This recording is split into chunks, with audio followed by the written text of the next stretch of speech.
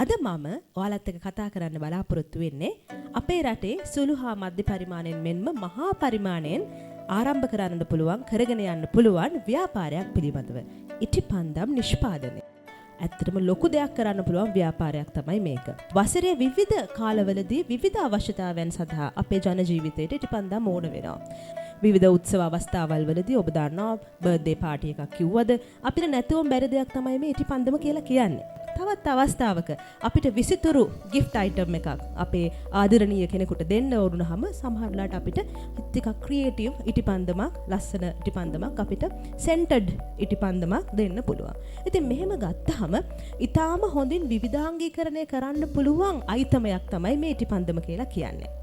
එතකොට මේ විවිධාංගීකරණය තුලින් අපිට විවිධ මිල මට්ටම් වලින් විවිධ මිල ගණන් වලින් වෙළඳපළට ඉටිපන්දම් නිකුත් කිරීමේ හැකියාව තියෙනවා. ඒ වගේමයි මම ඔබට මේ කියපු විවිධ වූ ජන ජීවිතයේ අවස්ථාවන් වලදී අපිට ඉටිපන්දම් අවශ්‍ය වෙන නිසා ඔබට පැහැදිලි ඇති මේ සඳහා කිසිම ගැටලුවකින් තොරව වෙළඳපොළ ඉල්ලුමක් තියෙනවා කියන එක.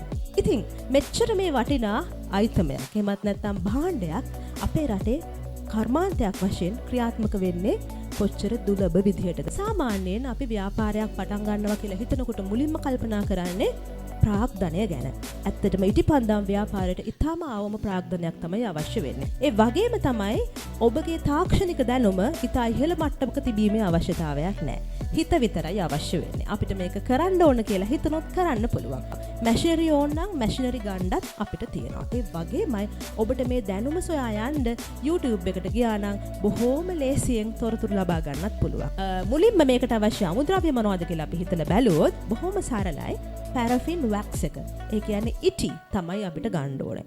ඉතින් ඒවා වෙළඳපොළ ඉතාම පහසුවෙන් මිලදී ගැනීමට ඔබට පුළුවන්. ඒවා ලබා ගැනීමත් ඊට අමතරව කපු නූල් ලබා ගැනීමත් ඔබට වැදගත් වෙනවා. ඊට අමතරව බොහොම සරලව අපි ගෘහස්තව කරනවා නම් මේ ඉටිපන්දම් ඉටි දිය කිරීම සහ බැඳි පොඩි process එකක් තමයි මේකේ තියෙන. අපි බලමු production process එක මොන වගේද කියලා.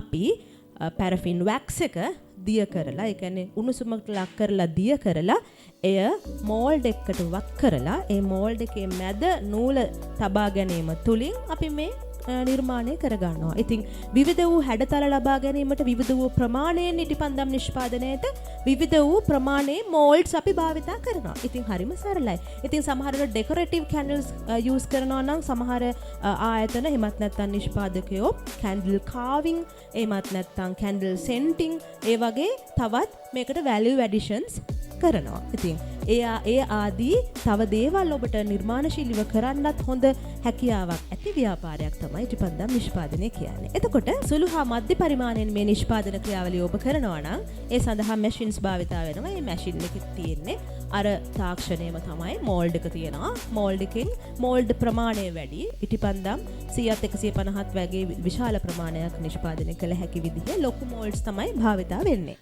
තව වැදගත් දෙයක් තියෙනවා මේ ඉටිපන්දම් නිෂ්පාදනය සම්බන්ධයෙන්. ඒ තමයි ඉතා අවම අපතයක් තමයි සිද්ධ වෙන්නේ. වේස්ටේජ් එක ඉතාම අඩුයි.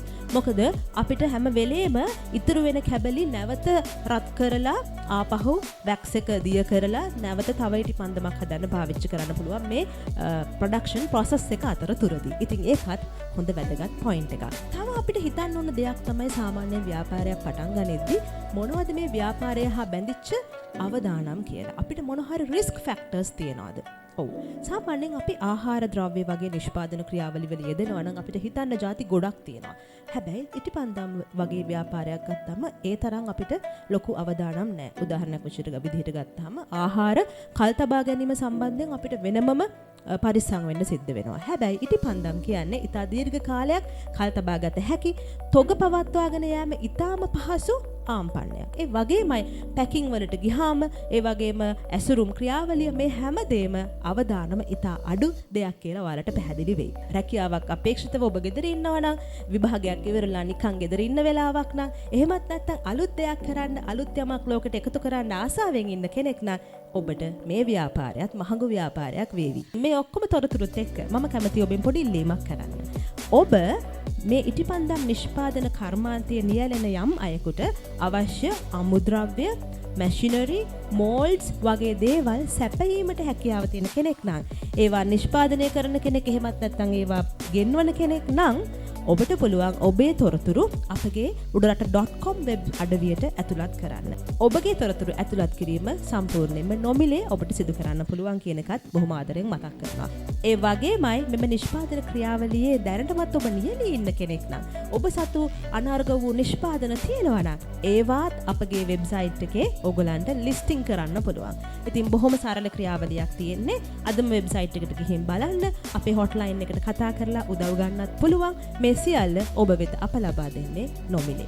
සුබ අනාගතයකට අපි එක්ව පිය නගන්න තවත් එක් අනාර්ග වූ ව්‍යාපාරයක් පිළිබඳවයි අපි අද කතා කරේ. තවත් ඒ වගේම වීඩියෝ එකකින් අපි හමු වෙනකන් අපේ Udarata.com YouTube channel එකට subscribe කරන්න, like කරන්න, share කරන්න කියලා මම ඉල්ලා සිටිනවා. ඉතින් සුබ දවසක්.